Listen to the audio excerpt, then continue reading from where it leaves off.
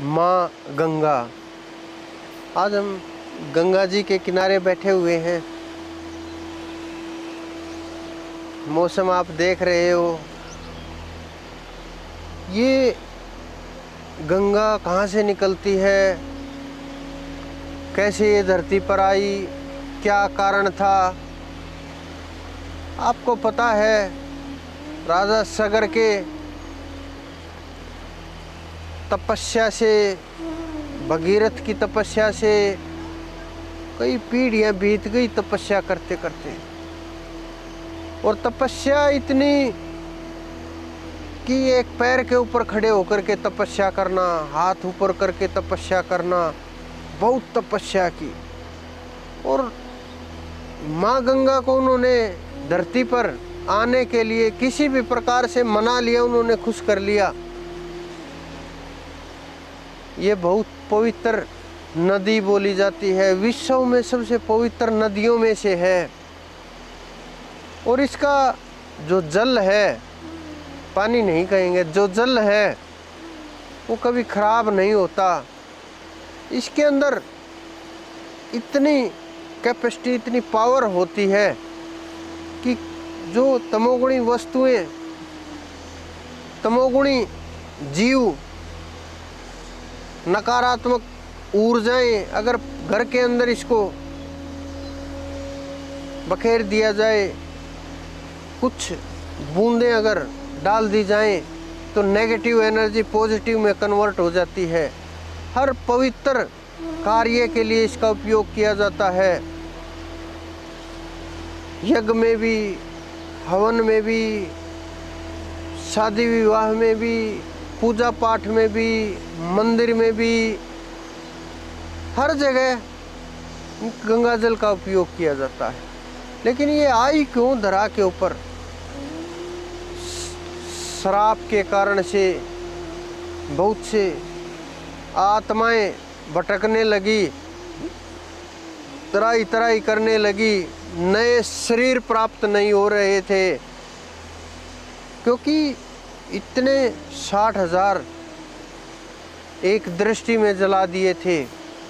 उनको, उन आत्माओं को पवित्र करने के लिए, इस योनि से, शरीर की योनि से छुड़ाने के लिए कि आप ये मत समझो कि स्थूल शरीर से, सूक्ष्म शरीर से, उनके सूक्ष्म शरीर हो गए थे। सूक्ष्म शरीर ये समझो जिस प्रकार से आजकल भूत प्रेत, जिन जिन्नात, देवी देवता, प्रेत पितर गंधर्व, ये इनके सबके सूक्ष्म शरीर होते हैं, ये योनियां होती हैं। उसी प्रकार से वो भी उन्हीं योनियों के अंदर चले गए थे। और वो परेशान बहुत हद से ज़्यादा, उनको शांति प्राप्त करने के लिए, शांति दिलाने के लिए पीढ़ी दर पीढ़ी तपस्या चलती रही और सब प्रयास करते रहे। लेकिन ये प्रयास जो श्रेय गया वो भगीरथ को गया। इसी कारण से हिमालय गोमुख से जो जब निकली,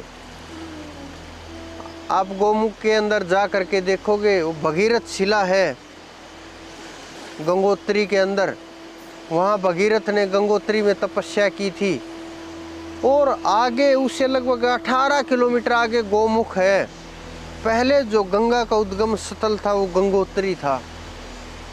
गंगोत्री से निकलती थी, लेकिन वो धीरे धीरे धीरे धीरे कुछ प्रदूषण के कारण से, कुछ बर्फ पिघलने के कारण से, कुछ हिमालय के कारण से, कुछ प्राकृतिक कारणों से, अनेक कारण रहे होंगे, जो भी हों, धीरे धीरे धीरे धीरे पीछे गोमुख, जहाँ से गंगा का उद्गम स्थल है हिमालय, वहाँ से ये अमृत की वर्षा होती है।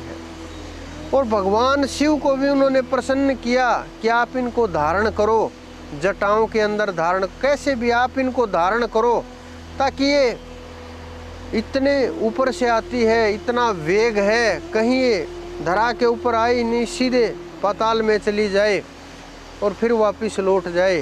तो भगवान शिव को प्रसन्न किया।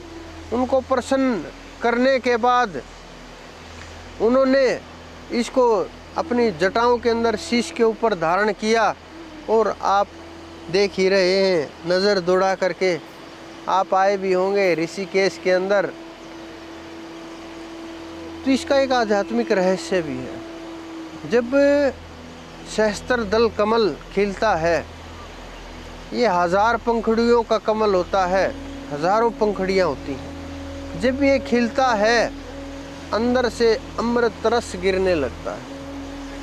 वो अमृत रस जब गिरता है अंदर से, वो जीव को अमर तो नहीं करता कि वो जीव अमर कर दे, लेकिन वो रस आपके शरीर के अंदर इतनी ऊर्जा भर देता है, इतना ओज तेज भर देता है, इतना पॉजिटिविटी भर देता है कि जागृति के बहुत नज़दीक पहुंचाते हैं आप लोग।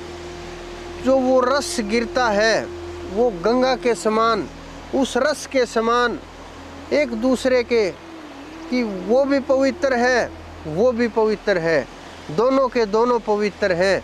तो इनको दोनों का तालमेल बना करके देखा जाता। आध्यात्मिक अपनी तरह से देखते हैं कि हमारे जो ऋषि मुनि जो खोज करते हैं, जो साइंटिस्ट हैं, वो अपनी तरह से देखते हैं, और जो हमारे जो वो हैं मानने वाले, भक्ति करने वाले, परमात्मा के जो भक्त हैं, परमात्मा के जो सब कुछ समर्पण करने वाले हैं कि ये तो परमात्मा की लीला है, ये तो हरि की लीला है, ये तो शिव की लीला है, और सारी प्रकृति को भगवान से ओतप्रोत देखते हैं, रोम रोम में परमात्मा को देखते हैं। सारी प्रकृति को जहाँ भी नज़र दौड़ाएं, सबको यही बोलते हैं, ये तो परमात्मा प्रभु की लीला है और सब कुछ उन्हीं का है, मैं भी उन्हीं के चरणों में समर्पण हूँ। ये भाव होते हैं अपने अपने। तो जो भी जिस भाव से देखे, लेकिन हम किसी के भी भाव को ये नहीं कह सकते इनका भाव कमज़ोर है, इनका भाव मजबूत है। वो तो अपना अपना भाव है, वो तो अपना अपना पहुँचने का रास्ता है, वो तो अपना अपना तरीका है परमात्मा को समर्पण करने का, परमात्मा को खोजने का, उसके रहस्य को जानने का।